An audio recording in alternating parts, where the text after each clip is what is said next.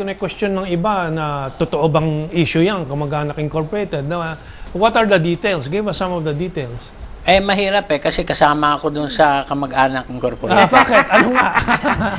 Kasi, alam mo, Yung mga malalaking kumpanya na na-absorb. nung pinatay si Ninoy, ako po ang naging paraan para si Piping Cojuangco pumasok sa PDP Laban with a position. Ako po ang campaign manager niya para maging Secretary General sa PDP Laban. So, mahirap naman yung magsalita tungkol sa isang naging kasama. What about yung Northern Alliance ba ng Hueteng kasama sa Kamag-anak Incorporated yun? Nasasakop ba yun o hiwala yun? Di ba sabi... Hindi, basta naalala ko, yung si Chavit. Si Chavit Singson ay liberal before martial law. Kaibigan po ni Ninoy. Siya po ay one of the... Kumbaga noon, ang eleksyon, kailangan meron ka mga nagde-deliver ng boto. At kailangan meron ka mga warlord na hindi lang boto, kung hindi... guns, goons, and gold. Okay, ngayon. Pero nung panahon ng martial law, marami dito nagbalimbingan. Pero naalala ko na yung mga kamag-anak ni Ninoy, mga political lieutenants niya, no, ay may tiwala, may pag-asa na yung mga kagaya ni Governor Singson, Chavit Singson, no, at the right time, ay sasama ulit, no? Which they did, no? Yeah, but importante kasi yung Northern Alliance at yung Hueteng kasi nga ang tingin ng mga tao reform na dapat, pagbabago, pero actually ito si Tessie Ureta mismo sabi, totoong may Northern Alliance at kinonsolidate yung Northern Luzon Hueteng operations. Kaya palagay ko yun ang isang malaking kasiraan doon sa dream sana na pinapangako nung EDSA 1, di ba, Kalinggoy? Well, sa nakikita ko, although I'm not exactly sure kung si Chavit ay LDP, no? Definitely, hindi siya PDP Laban, no? Pero, right after the declaration ng revolutionary government, no? Binubuo yung sabihin natin, alliance na tatakbo sa eleksyon. No? Anong susunod na eleksyon na yon? Yung 1991, 92? Yung congressional election ng 1987 at yung local elections ng 1980. No? So, doon nakita ko na ang hinahanap yung winnables. No? Tapos yung mga original na lumalabang kay Marcos pero hindi winnable ay medyo na na side. We're going to compress 25 years from 86 to today. Kaya I have to prod you to move faster. So after the Cory time, nagkaroon ng FBR. But during that time, wala pang Sorry Yellow. Matyaga ka pa sa Cory Yellow at nandoon ka pa throughout... kahit na Cory fired me as NTC commissioner, no? Naintindihan ko naman na kasi ang reklamo ni Cory, bakit sinabi ko sa media? Publiko. Bakit hindi sa... well, mahabang storya yon. In fact, nagkaroon kami ng mahabang one-on-one. Okay. For maybe 2 hours before she fired me, before she went abroad. Okay. Pero ako, hindi masama yung loob ko kay Cory for firing me kasi alam ko na she fired me because nagsalita ako publicly about a coup. Okay? Sabihin ko ngayon at palagi kong sinasabi na si Cory did not fire me because I broke the PLDT monopoly. No? Although meron mga kamag-anak na nag-interfere para hindi ma-break yung PLDT monopoly. So, yung part na yun talagang may kaugnayan sa Kamag-anak Incorporated dahil yung PLDT deal ay gustong-gustong makuha nung isang kamag-anak. Although ganito, no? Pag sinabi kasing Kamag-anak Incorporated, ang suspect agad si Congressman Piping Cojuangco. Okay. Pero merong mga mga son-in-laws, for example. Mga sub Kamag-anak Incorporated. Okay. For example, no, ngayon kay Pinoy, si Piping Cojuangco is outside the Colombo. Out the Colombo, no? Okay, etc. Pero that's another long story. Okay. But anyway, ngayon na sabihin ko lang na ganito, no? Nung year 2000, 2001, ako po, naalala nyo, meron po tayong exclamation point kontra kay Erap. Okay. So, kasama ako sa EDSA 2. Na-appoint ako ni Gloria na director ng PCSO until I blew the whistle and then it took her 1 year to fire me. Ako po ay supporter ni FPJ at nung dinaya na si FPJ, ako po ay naging kaibigan ni Erap, naging supporter, naging kasama mo, Kamentong, doon sa EDSA 3 forces. No? Okay, ngayon. The day before Ondoy, nagmantay si Cory August 1. A week later, ako po'y naniwala na si Noynoy ay dapat tumakbong bise. Dahil hindi pa siya handa na maging presidente, pero napakalakas nung Cory Magic. Sayang naman. Okay. Pero hindi po nakinig sa akin.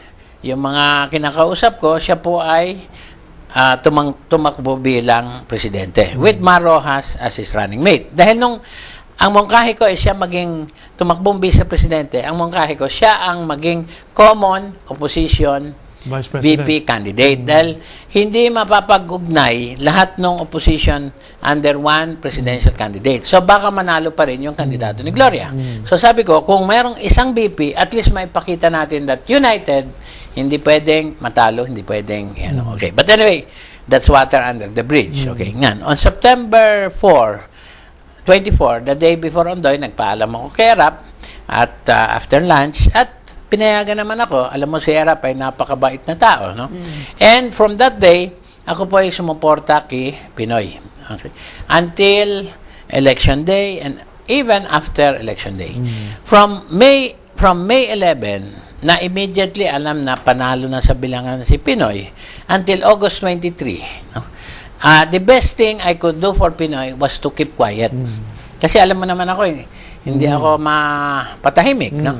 But on August 23, nangyari yung pinaka kapalpakan ng lahat na kapalpakan. Yung pong handling ng Pinoy administration ng Luneta hostage tragedy. Ngayon, nangyari naman, Kamentong, na itong ating maliit na weekly ay linons noong August 23. At ako naman po ay naimbita maging isang columnist dito. So, tamang-tama, kung kailan nasira ang aking tiwala, no, kay Pinoy, nagkaroon naman tayo ng pagkakataon to write about this. No? Nung una, pinipigil ko nga yung mag-criticize. Kaya ang column ko ay yesterday, today, and tomorrow. So, if I don't want to talk about the ugly truth of today, I talk about yesterday. No? Okay. Anyway, between then and now, on August 23, nabuksan yung Pandora's Box, nabuksan yung can of worms, at by now, long story ulit, pero alam na natin ang kabulukan nitong administrasyon. At Kamentong, hindi ko kinukumpara si Pinoy kay Marcos. Hindi ko kinukumpara kay Ramos. Hindi ko kinukumpara kay GMA o kay Erap. Kinukumpara ko si Pinoy most of the time sa nanay niya. Cory, a mere housewife, was better than Pinoy.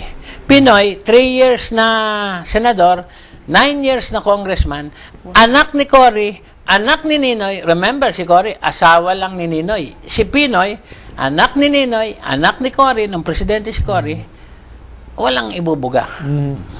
Okay, other than the Hong Tai bus fiasco, bus hostage fiasco, anything after that? I recall that you often cite yung kaso ni Rico Puno, Undersecretary of DILG. Well, yan ba issue pa rin sa iyo? Oh, ganito yun no? Sa buhay, especially for somebody who's charged with governance of the whole country, no? Yung mga setback, yung mga mistake, yung mga pagkakamali, yun ang biggest lesson. Pero after 1 month, 2 months, no, after August 23, nakita ko, parang hindi nagbabago si Pinoy. Pareho pa rin. No? And then, nagkaroon ako ng insight nung sinabi ni Rico Puno that, kasi ang issue dapat i-fire si Rico Puno. Ngunit, nung sinabi ni Rico Puno na Pinoy will think twice before firing him, and then sinabi pa publicly na he is one of the few who can tame Pinoy, the president, the commander-in-chief. Alam mo yung tame, merong connotation Ang tingin ko, Blina-blackmail ni Puno si Pinoy. Matetame mo yung aso mo, tuta. Talagang Pero hindi masagwa tao. pakinggan. Yung ginagamit sa hayop eh. Oo. Ngayon, ang natuklasan ko, actually ito, alam na natin noon eh. Pero, kuminsan, we don't want to see. We don't want to hear. So, we don't talk about it. Okay? Ang sabi ng iba, hindi ka lang na-appoint ni Penoy, kaya masama ang loob mo. Alam mo, anong reaction mo dyan? No? Alam mo ako, sa simula't simula na pa, alam ko na kapag eleksyon, hindi po ako ma-appoint. Na-appoint lang ako pag Revolusyon. Pag revolusyon. No? Okay. Okay. So, wala akong expectation. Okay? Pero, masama ang loob ko, na sa dami ng tinulungan kong organization, kasi ganito no? Kay ERAP, to shortcut it, no? Parang tayo ay nasa lunch cabinet ni ERAP. Di ba merong dating sinabing midnight cabinet? Tayo nasa lunch cabinet. Monday to Friday, ka-lunch natin si ERAP for 2 years. Nung nasa Tanay siya, every week ka-lunch natin at least once si ERAP. No? So, kumbaga, kay ERAP, ganun yung rango natin. Paglipat ko kay Pinoy, nag-umpisa ako sa back private. No? Pero since full-time ako, I joined and participated in many groups. Halimbawa, yung Noynoy Aquino for President Movement, yung Sulong Noynoy Mar Movement, okay. Meron akong operation kay Piping Kuwangko, kay Boy Saicon, etc., etc. Alam mo ba na sa lahat ng grupong sinalihan ko, wala ni isang boss ko na na-appoint? At ang mga na-appoint, yung mga hindi tumulong. Okay? Ngayon, ganito yon. Okay. Meron akong isang boss, kung ako halimbawa district coordinator, ito yung NCR coordinator. Wala siyang appointment, pero may trabaho siya. Okay? From, hindi ko babanggitin yung pangalan dahil ayaw niya, no? Pero from, let's say, about July or August, abay, last January 30, nabasa ko sa dyaryo, pinalitan na. Okay. Well, we have our last 3 or 4 minutes, no? So, napaka-iksi talaga. So, 2 minutes each. What is a lesson to be learned after more than 25 years? Kasi your experience stretches back beyond the 25 years ago. Charito? Sinubukan ko lahat, maging activist, maging kandidato, maging ano. So, ngayon, ang conclusion ko, politics is plastic. Pangalawa, ang mga botante, maaari ba? Kasi ganito, napipilitan ang anong gumawa ng kalokohan, gumawa ng corruption eh. Dahil masyadong maraming hinihingi ang tao sa isang nakaupo. Nadadalang ka ng ticket na 1,000, mahingan ka ng mga ganito, saan mo kukunin yan? Magnanakaw ka. Ang gagawin mo, hindi mo maibibigay, hindi ka nga magnanakaw. Well, hindi ka naman mailig. Kaya, ang ano natin ay ganito, kailangan ng empowerment sa tao. At ang tao mismo, magka-intelligent naman sila. Wag silang padadala kung kaya ano, kundi magkaroon ng sariling pagsusuri. Okay. At yung sarili mo, parang anay. Yung anay, kut-kut lang kapirasong gano'n, nakapagbubuwag. So, opposite mo yun, gawin yung positive. Parang anay na, lahat gagawin. Langgam. Gagawin mo lahat. Each one of us do its own thing. Okay. And that is the solution. Okay, now we have to go to Linggoy. You were explaining earlier, sabi mo, yung mob mentality. Is it as simple as that? Well, ganito po, no? Una-una, kaya nanalo si Pinoy. Dahil akala natin, binoboto natin si Ninoy at si Cory. Okay? So, napaka-importante na huwag tayo madala ng mob mentality. Pero on the other hand, kung walang mob mentality, hindi lalaki yung EDSA 1, EDSA 2, EDSA 3, okay? At hindi mangyayari yung biglaan o yung extra constitutional or extra legal change. So, hindi ko pa masabi na talagang tutol ako sa mob mentality. Okay, well, we only have 30 seconds left. Well, ganito, Kamentong. Ako, halos lahat ng presidente mula doon kay Quirino, linabanan ko. No? Ang hindi ko linabanan kasi namatay agad, si Magsaysay. Okay? Ang si Quirino, Garcia, Macapagal, Marcos, linabanan ko. Pati yung mga nakasama ko, kagaya ni Cory, linabanan ko. Si Ramos, si Erap, si Gloria. So, it's in my nature and it's in my role na sa ngayon, meron tayong isang presidente na mas madaling labanan. Kumbaga, ang pinakamahirap labanan si Ramos dahil teflon. Okay. Itong si Pinoy, parang punching bag. Okay. Hindi Well, bumabalik. We've run out of time. Talagang kulang na kulang. Next episode, we'll go into the economics. If this show was about the political history, yung economic history naman. Para makita natin, mabuo natin yung larawan tungkol dito sa nakaraang 25 years. Sorry, yellow pa ba tayo after this? Well, tune in again next week. Maraming salamat, Attorney Planas and si Kalinggoy. Ang susunod ay rock